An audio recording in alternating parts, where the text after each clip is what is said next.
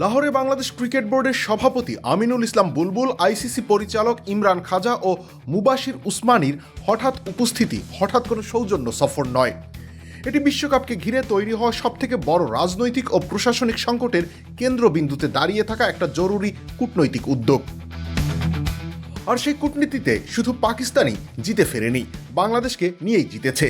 ভারতের বিপক্ষে নির্ধারিত বিশ্বকাপ ম্যাচ বয়কটের সিদ্ধান্ত থেকে পাকিস্তান ক্রিকেট বোর্ডকে সরে আসতে রাজি করানো কিংবা সেই বয়কট বাস্তব হলেও আইসিসি কি করবে, এই দুই প্রশ্নের উত্তর খুঁজতেই এই বৈঠক।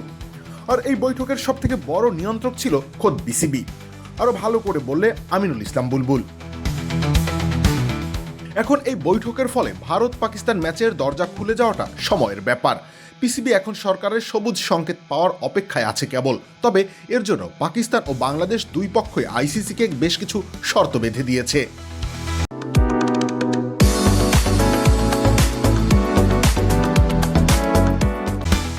আর এই মুহূর্তে টেলিভিশন রাইটস ও সম্ভাব্য লোকসান নিয়ে এতই দুশ্চিন্তায় যে ছাড় দেওয়া বাদে বিপরীত কোনো রাস্তাও খোলা নেই আইসিসির। আইসিসির তরফ থেকে বাংলাদেশের জন্য কোনো জরিমানা ধার্য করা হবে না।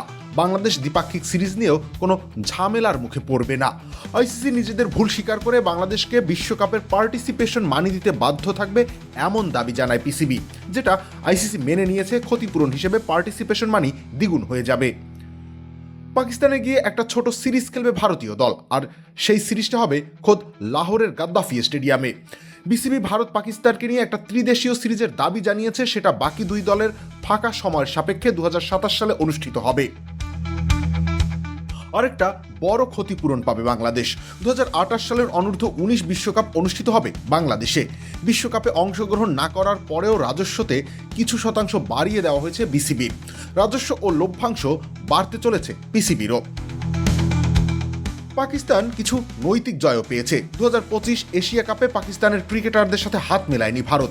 ভবিষ্যতে যেন এমন আচরণ না করে ভারত সেই নিশ্চয়তা চেয়েছে পাকিস্তান। প্রোটোকল অনুযায়ী যে কোনো আসরে চ্যাম্পিয়নশিপের ট্রফি নিতেও দলগুলো বাধ্য থাকবে। এসব ব্যাপারে কোনো আনুষ্ঠানিক ঘোষণা আসবে না, কারণ এগুলো সবগুলোই নন ডিসক্লোজাবল এগ্রিমেন্ট। আইসিসি এখন পাকিস্তানের বিপক্ষে হার্ড লাইনে যাওয়ার অবস্থাতে নেই। পাকিস্তানকে শাস্তি দিতে হলে 12টি টেস্ট খেলুড়ে দেশের সর্বসম্মত ভোট প্রয়োজন। ভোট হলে বেশিরভাগ দেশই পাকিস্তানের সঙ্গে সমঝোতার পক্ষে যাবে, কারণ পাকিস্তানের মূল দাবি অত্যন্ত স্পষ্ট। বাংলাদেশকে আবার বিশ্বকাপে ফিরিয়ে আনা অথবা অন্তত প্রকাশ্যে ক্ষমা চাওয়া, বাংলাদেশকে ক্ষতিপূরণ দিয়ে স্পষ্ট করে বলা যে বাংলাদেশকে সরিয়ে দেওয়া অনৈতিক ছিল। পাকিস্তানকে শাস্তি দেওয়ার চেয়ে বাংলাদেশের প্রতি হওয়া অন্যায় স্বীকার করা, ক্ষতিপূরণ দেয়া এবং সম্পর্ক মেরামত করাই আইসিসির জন্য সবথেকে বাস্তবসম্মত পথ। রবিউল ইসলাম রনি, খেলা ৭১।